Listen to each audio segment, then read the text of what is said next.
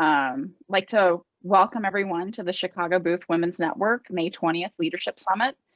My name is Catherine Ziegelbauer. I am a 2018 alumni, and I'd like to virtually welcome you all to today's event here in London.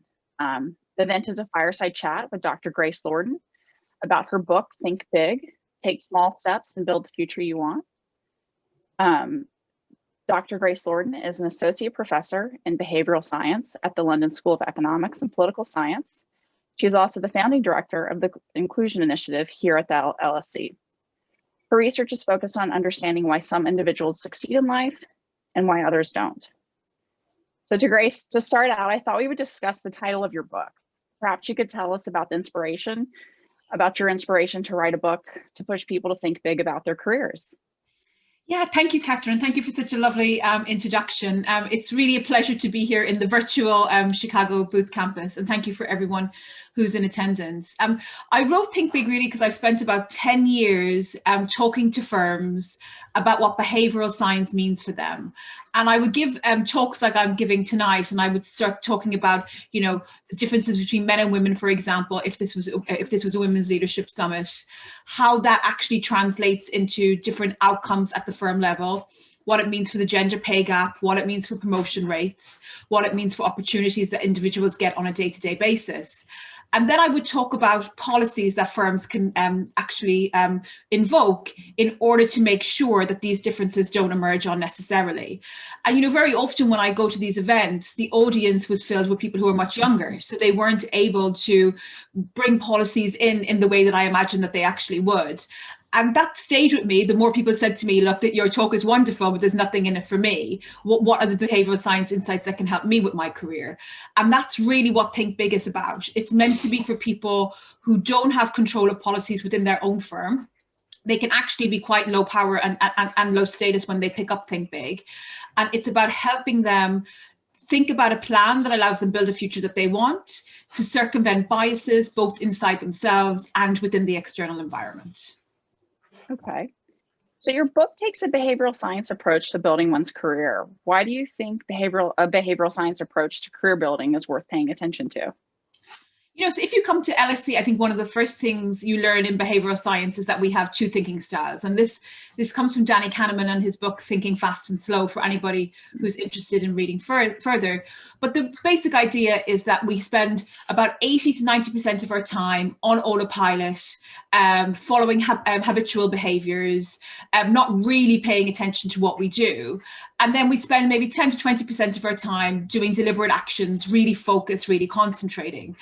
And I think a behavioral science approach then allows you to push in place these small steps, which is in the title of the book, that in the beginning require that very slow brain in order to kind of get you doing them when you're starting off, but that end up being habits. So what I really kind of want for readers of Think Big, if they follow the entire framework, is to have embedded in their lifestyle small steps that point them in the direction in which they want to go in their future, that actually become autopilot and are very reflexive for them.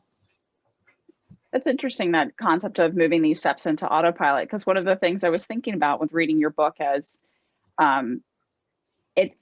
these are great. How do I keep them salient in my life? How do I remember all these lessons of behavioral science? I think every Boothie has read Fast and Slow, but it's a matter of making sure we keep doing them and keeping them in our life. So what specific advice do you have to, you know, 10 years after reading the book to keep these ideas fresh in the reader's mind? Yeah, so I think the first stage is really figuring out what works for you. So, I mean, you'll find Think Big, Take Small Steps both in the kind of academic section, if you go into bookshops, but also in the self-help section. And I think it's different from traditional self-help books in that it recognizes that there is no silver bullet for getting people to actually change their behavior. And in fact, what works varies from individual to individual. So the first part of it is actually experimenting with the life hacks that are in the book and figuring out what's work for you. The second part, and you've hit the nail on the head, is actually saliency. So the idea that, you know, we embed habits in our lifetime, but people fall in and out of good habits all the time. So what I recommend in the book, and I'm not a journaler, by the way, but that every Sunday evening, and I do this, and this is a habit for me, that you really take stock of what's actually happened in the week that actually that went previously. And the idea behind that once a week check-in, that can be as small as 30 minutes, is that you really figure out whether or not you've fallen out of habits, and you have to go back to your slow brain to get them back into your life. I mean, I think if we were model citizens, which I would be very honest, I'm not, they would stay as habits forever. But given that we're all mere mortals, that Sunday check-in is really, really important to make sure that your behavior is salient and that you make tweaks to your behavior that kind of serve your future self as well as your day-to-day. So this sort of ties into how your book advises that you should sort of experiment and track the results for the situation so that one can achieve bigger goals. So what do you think it means to take an experimental approach to thinking big? I think taking an experimental approach to thinking big means taking one of the recommendations from the book, which come from academic studies. So there's a very lengthy footnote section in the book that will kind of point you in the direction of the studies for people who want to read more in behavioral science. But for people who will be users, to take on the advice and monitor its effects on yourself. So, I actually urge the readers not to trust that the first thing that you actually see is going to work for you, but really to monitor the effects on your behavior. And this is really, if you want to kind of think about it, taking the kind of randomized control trial approach to behavioral science at the firm level, where we make a change to firm policy and we look to see whether or not it works across the entire group, to case-based research where you are the case. So you're really putting yourself into kind of an exploratory phase in your life, if you like, figuring out, do the behavioral science hacks that are out there work for you, and which one of those works for you, which is really important. Gotcha. So there's this idea of me plus in your book. Could you sort of enlighten the group on what me plus is and how you came up with that phrase? Yes, so me plus is essentially your future self. And I think what's unique about Think Big is that this isn't a book about how to change your life in 2 weeks or how to change your career in 3 months. It's really about taking this medium-term approach. And if you take a medium-term approach to goal setting, having a vision of your future self becomes really, really important. And I encourage people to design a me plus that really aligns with the idea, what if it all works out? So what if everything actually goes my way, and the worries that I might actually have or the pitfalls that I can see? Because I think as humans, we're really attracted to looking at that. What if none of them actually materialize? And doing that, has been shown in behavioral science to be important for 2 reasons. So first, if I can have a vision of my future self, I'm much more likely to show up for the small steps on a day-to-day basis, because I have meaning in those small steps. I've connected them to something that's actually far away in the future. And I think secondly, which is really interesting to me, because I'm interested in how people trade off pleasure today for pleasure in the future. Having this clear vision of your me plus brings benefits into today, which is really, really important for people who procrastinate a lot, find it hard to show up for themselves, and really trade off things in the present day. So stuff that gives me utility, something that gives me happiness now, but isn't good for my future self much too often. Gotcha. And thinking about our future self, I'll encourage everyone to put their questions in the Q&A section of Zoom, and we'll be answering questions at the end of the session from the group. So you're describing this me plus in a great way for people in the book, I think, who are earlier on in their career or making a mid-career change. But I do think this concept of me plus is really applicable for those that have climbed the corporate ladder and might be looking for something outside of their traditional career path. How do you see me plus, being applicable for those members on the Zoom today? Yeah, I mean, you can think about me plus at any stage of your career. So if you take even the end of your career, or maybe even 10 years out from the end of your career, you might be thinking, what am I going to be doing when I step down from my current role? Maybe you want to be a NED, for example. So what are the type of small steps that I need to take today that will lend me to choose to be a NED and sitting on a board in the future? In the same way, if you want to take a step to the left and try an entirely different career, and you follow kind of the Think Big framework, the idea wouldn't be to jump and see what happens and hope that something actually something or someone catches you, but really to think about what are the activities that I will be doing when I actually make that change, and how can I get experience of them now. And I think a lot of this really aligns with the future of work. So if you look at the, the literature that talks about the future of work, because the nature of work is changing so much, not focusing on titles, not focusing on professions, but focusing on the tasks that actually happen within a job is really, really important for two reasons. Firstly, it allows new entrants to gain experience of those so they can actually write a CV for it. But secondly, it makes you really aware of the skills that you actually have that are transferable. And the second part actually feels obvious, but I think a lot of people who try to change industries find that they don't write a CV so well for the new industry. And I think kind of taking the think big approach, really focusing on activities, allows you to get better at that. Gotcha. Are there any Me Plus items that you're working on for right now in your own career?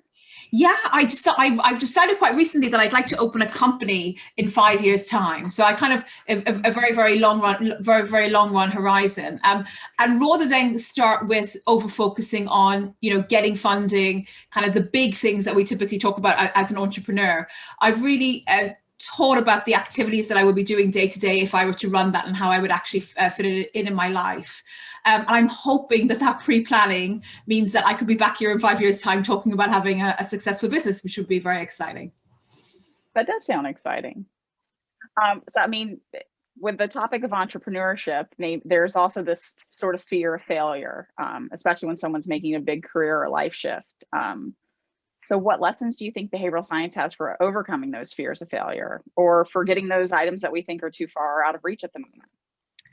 Specific to entrepreneurship, I did a session with Dory Clark, who lives stateside recently, and she talks a lot about entrepreneurship, and I think her work is really fantastic. So do check it out. But she really said, Richard Branson has a lot to answer for when we talk about the fear of failure when it comes to entrepreneurship, because we think about these giants, right? So we think about Jeff Bezos, we think about Richard Branson, and the fact that they've really risked it all in order to build something that's really giant. But of course, most entrepreneurs don't actually do that. And if I do indeed become an entrepreneur, I certainly won't be doing it because I don't have the risk appetite to quit my comfy tenured job at the LSE, in all honesty, to start up a new business. And I think the idea of a side hustle or a side business is really, really attractive for that. So you can build something really, really slowly and really think about, what are the skills that I actually have today that are missing? What are the ideas that I actually have that could build a product that people would actually want to consume?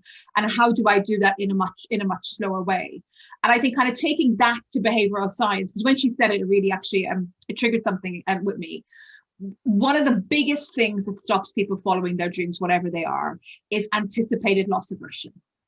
So the idea that when I think about the future and I think about failure and I think about what it actually means to me, I internalize the event so much that it's actually a life experience, which you absolutely have the misery that absolutely goes with it when you're anticipating with it. And in fact, you end up being more miserable simply because as human beings, we really underestimate that we're going to adapt to scenarios where we don't happen to fail. And we also underestimate the learning that we're actually going to be getting for those moments. So I think that for the first thing that I usually say to people who have fear of failure is really get a handle on anticipated loss aversion. The second thing, which I think is really important, is I really don't like the labels success and failure. And the reason that I don't like the labels success and failure is that every outcome that happens is a product of the inputs that actually went into it, and also a component of luck. And I think every outcome that actually happens in our lives, we can do ourselves a service if we look at it and try and disentangle whether or not it was the inputs that we actually put in as individuals, or whether or not it was down to luck. And if we start seeing outcomes in that fashion, it really allows us, firstly, to even learn from success. So rather than celebrating and popping the champagne, there's a moment of pause for success and think, did I just get lucky? And also with failure, you can look at it and say, maybe I wasn't prepared enough. Maybe I didn't show up for myself in that particular way. And how do I actually learn the second time around? And I think the idea of looking back and this kind of decision post-mortem is one of the most valuable behavioral science techniques for people who have a fear of failure, simply because if you start doing that as a routine and you start seeing the learning in failure, and once you start failing, you start realizing it's not as bad actually as what you might think it is, you will do more of it. And I think I'm probably, unfortunately I can't see the people who are on the call today, but I'm talking to a very ambitious people, given that they've gone through some teaching in Chicago Booth. So the idea that you're not going to fail at any particular time in your life has to mean that you're actually not using your skills and you're not stretching yourself in a way that will allow you to reach further than you could. So moving away from that fear, moving away from the labels and towards decision making. It's a long answer, Catherine, but I hope I gave useful content. You did. You talking about failure and how that could block people, and I think the post-mortem on the decision making, on thinking through a decision, I think is super important to getting over that fear. So it's great that you bring up that point. Other things that block people in career progression, your book discusses how biases can both block us and help us, which I thought was really interesting, because I think right now we focus a lot on these are the biases that exist, and these are what are hurting me from advancing my career. Maybe you could give some examples of when you think bias is a good thing. I mean, most CEOs that we see who are successful suffer from optimism bias. So if we actually look at cases that diagnose them, if we look at their speeches and the type of language that they actually use, it's pretty clear that they have, kind of possibly a good dose of overconfidence along with optimism bias. And I think that's really important for a CEO, because if the CEO isn't optimistic and if they don't think something is going to work out, what are the chances of the people who are working with them in order to make it a success? What are the chances? What are the chances of them actually following and putting in a lot of effort? And what are the chances of them keeping their mojo and keeping up their confidence at times when things aren't going necessarily well? And you could imagine a world where Elon Musk goes into his employees on a particular day and he kind of says, look, I think the electric car might work out. I'm not really sure. Maybe it will. So optimism bias in that particular situation is really, really helpful. And I think it's really helpful for CEOs, particularly when they're in cycles of growth. Because of course, when we think about the rational decision maker who has no bias, they're weighing up costs and benefits. They're not necessarily of individual decisions. They're not taking into account macroeconomic shocks. So if you hit a growth period, having optimism can be really, it's a really, really positive thing. Of course, having optimism bias in periods where the economy is contracting is quite a negative thing. And that's probably why we see CEOs of all seasons. Another bias, which is a double-edged sword, is confirmatory bias. So, confirmatory bias is absolutely the worst thing that you can have if you're putting in, an idea out in the world and you're looking for people to actually move it along. You're looking for them to give you your opinions. Going to a bunch of yes people isn't going to help you out. However, if you have a really negative period in your life, confirmation bias has been shown to be quite positive. Because the last thing you probably want when you're going through a down period is people actually criticizing your ideas or giving you feedback in a way that might actually feel quite hurtful. So again, we kind of think about having friends for two seasons. The friends who push us on, push our ideas on, are incredibly critical. And a second group of friends who are there to kind of pick us up when we go through the failures that we've actually been speaking about. And I think I would struggle to find a bias where I couldn't give you an anecdote of periods when it's actually going to be good for a person and periods when it actually is going to be bad for a person. And, I mentioned in the beginning, if you come to LSE and learn about behavioral science, we talk about this fat brain that we spend most of our time engaged in. We're not going around the world making mistakes all of the time. When we get to learn by doing, all of the kind of biases that you might actually worry about do also fall away. So that there's no good and bad biases.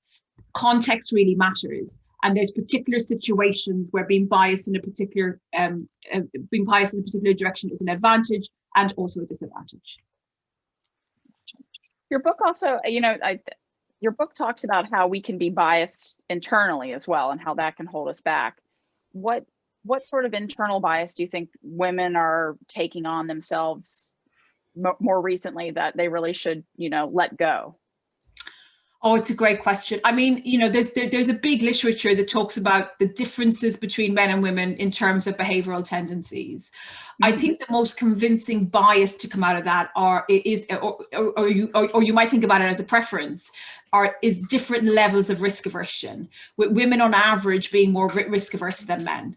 And I think this raises problems for women in the workplace that are pretty well known, that women are much less likely to put their hat in the ring if they don't feel ready as compared to men, with both men and women being on average risk averse, by the way. The difference is just in the intensity. So it's not that men are risk loving, still risk averse, just putting their hat in the ring a bit more often. They're also much more likely to ask for pay raises. They're also much more likely to ask for opportunities. And of course, always when I ask for something, the probability of getting a yes vote might be low, but it's not zero. So the sheer act that men are asking more and more as compared to women really does actually go against women. And I think at the firm level, now we're seeing kind of great strides in transparency when it comes to pay, transparency when it comes to promotions. Personally, I would love to see transparency when it comes to opportunities. So who's getting opportunities, who's asking for opportunities, number one, but who's getting opportunities from particular managers. I think at the individual level, we end up in a situation where we often advise women to ask for more opportunities, to ask for more salary. But there's a really good literature to suggest that depending on the environment, women might suffer a backlash in that situation. So what you might find, Catherine, is if you give advice to somebody and say you should ask for more money, there could be a backlash because people, and I say people strategically because it's not men and women do this to women. When a woman asks for something, they're perceived differently to a man for reasons that we can't necessarily nail down. I've seen some theory, but we haven't nailed it down, and they're much more likely to get a no. So there isn't an easy answer. If there's women listening, there isn't an easy answer, you know, change your behavior, ask for more opportunities. I think a push for transparency and opportunities is really what we need at this point in time. That makes, you know, perfect sense to me. I'm sure it does to everyone else on this call. You mentioned this earlier, but I wanted to circle back to it. Your book makes an interesting point in that when you encounter negative feedback, you advise multiple times that you should sort of isolate this negative feedback. Yeah. And that, you know, you go get 3 other opinions, or, you know, if you have a constant negative person in your life, you basically just isolate them and remove them. I know you do a lot of research in groupthink, on groupthink. So how do we balance these two ideas, right? Because we like, as you said earlier, we don't want to live in a world of yes, men or women, but we also, you know, we don't want to insulate ourselves, but we also want to make sure that we're actually getting productive feedback that pushes us forward. So how do you balance those two things? You know, I think all feedback is valuable, but it is an opinion, and feedback isn't a democracy, right? So that means you actually get to choose which feedback you take into your life. And you know, I speak about this in the book. I went through kind of a phase in my career where I got really bad advice, actually, on going for promotion. And one of the things that I did then was find 3 people who were independent of each other and basically get their perspectives. 3 people, I might add, who don't mince their words and who are extraordinarily straight shooting. So, you know, they would tell you kind of what was on their mind, but they don't know each other, and definitely independent thinkers. And on that particular occasion, it turned out that person was actually wrong. And then, you know, there's kind of this kind of neat idea of personal boardrooms, I think, that people speak about now.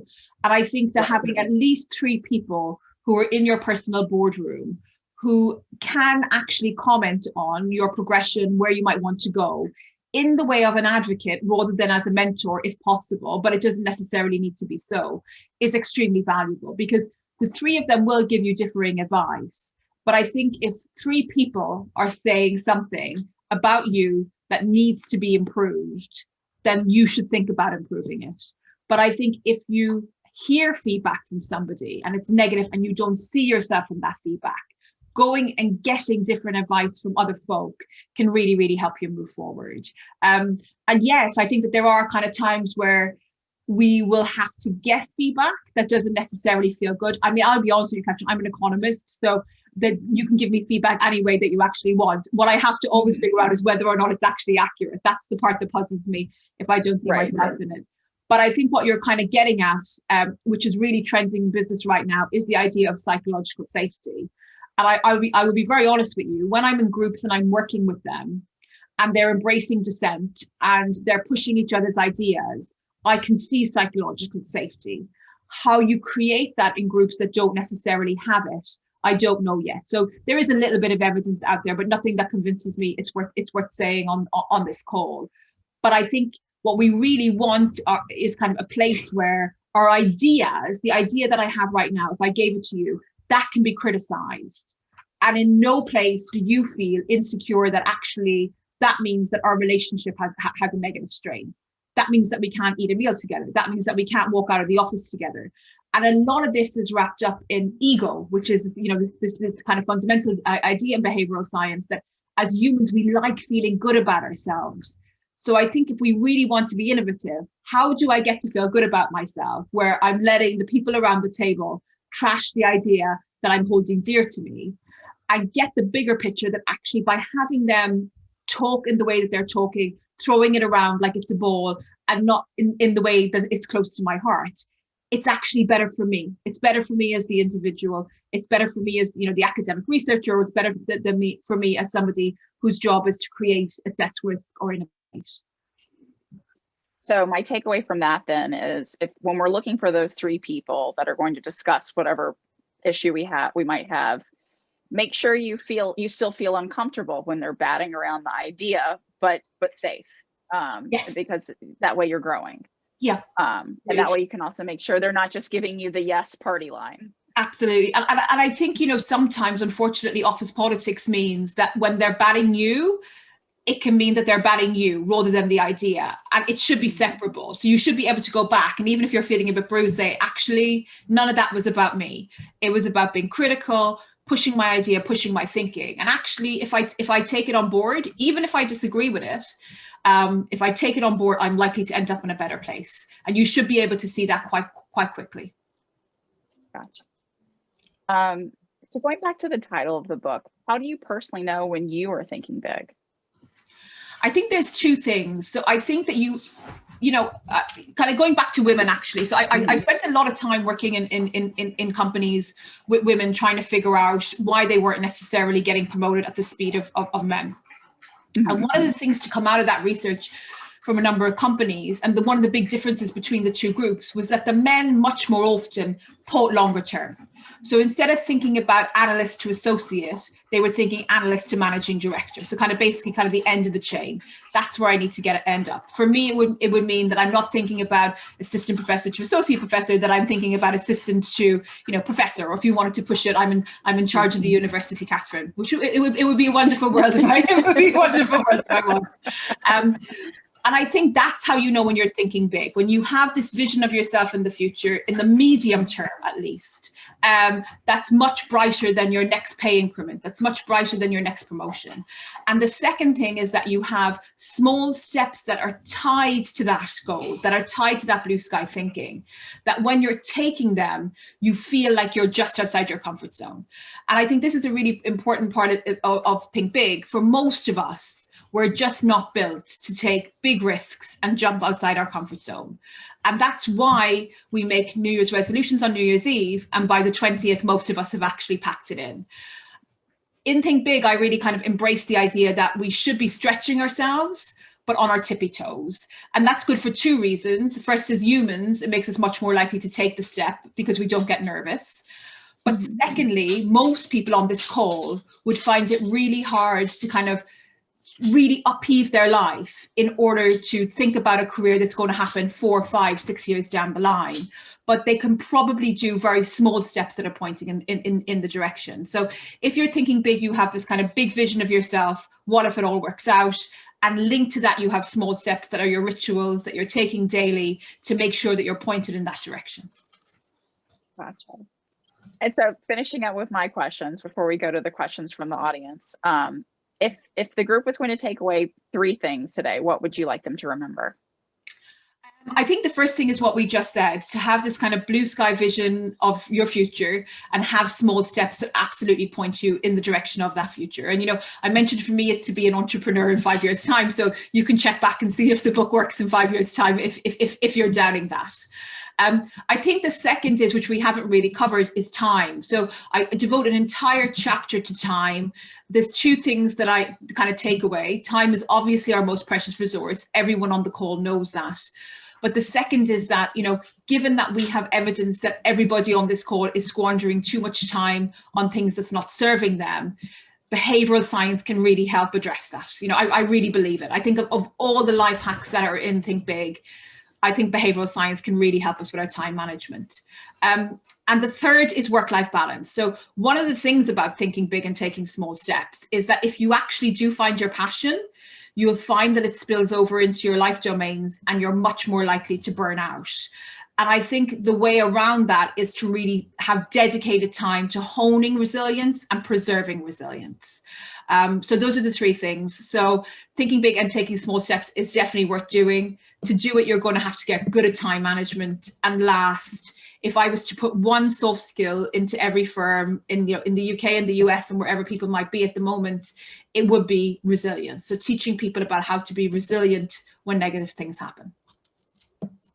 Great. Well, I appreciate your time. I'm going to go to the chat and encourage everyone to put some questions in the chat. I see the most important question that popped up in the chat is, please post a link to where we can buy the book. So I will do that right now. It's on Amazon, but like everything else, right? So we will make sure to do that. And then we've had a couple of questions from Susan. So Susan says that she finds it interesting that there are techniques of visioning that are ancient and taking small steps as if you're that person, and thinking about that future person. It seems to be very feminine. Do you think that either of those areas are misunderstood in the workplace? Susan, yeah, maybe you could shed some. Go ahead, Grace. You know, I think it's a great question. I haven't felt misunderstood when I've been talking about it. So Susan is the first person kind of bringing it up, the idea that it might be seen taking small steps that you're actually that you're feminine. It's the first time that I've heard that. So I'll need to think about it before I give a good answer. I think the idea of thinking big is often misunderstood in the workplace, and I think now when we look at big firms, very often they're coaching people about how to look at the next step in their career. And I think if I was to have one change, it would be to get people to think about what's the final place that I actually want to end up, to allow people who enter the firm to be excited about their careers again. Great. And she also had a question about, catalyzing more intergenerational discourse around this sort of like inner work. How do you see that? So I absolutely agree. I will say that last week I did a talk to 7-year-olds, which was one of the most fascinating talk that I've done on my Think Big book tour. I'm a really big proponent on putting we call them now soft skills, but I would love to relabel them as core skills. But putting soft skills into school, we're seeing a lot of push, both in the US and in the United Kingdom. In the United Kingdom, I've been involved in some trials, and I'm getting involved in a new big one at the moment. So I think doing this much earlier on in life and opening a conversation about what do you actually want from your life? So what does it actually mean for you to think big is important for two reasons. Firstly, I think it allows for a happier life, a happier life overall. But secondly, a lot of people enter jobs, they enter courses with an ill understanding about what they actually have to do when they get there. And I think the kind of Think Big approach is really embedded in identifying the tasks that you'll actually be doing once you undertake something new. And I think that's really important. I think the second thing is actually bringing generations together just allows for learning that's very, very different. So again, I kind of think about one of the book talks that I did for a group of executives. And these executives were really interesting because there were some executives that were 22 and there was the oldest was 74 or 77, one or the other. But hearing the conversation across the group and hearing life experiences, the context change, the life experiences change, but the lessons often, you know, people could really relate to each other's lessons, which I think is really important. So yes, I would love to see much more of cross-intergenerational talking about this kind of thing. That's great. Well, I know that time is a big focus in your book, and time being a valuable commodity. So just want to thank you for your time today, and just thank everyone else for coming to the event. And I hope everyone has a great rest of their Thursday. Thank you. And thank you, Susan. I would be very happy to have a conversation about this. And for anyone who wants to reach out to me, my website is www.gracelordan.com. I would love to hear from you. Have a good one, everyone. Excellent. Thank you. Thank you, Catherine. You've been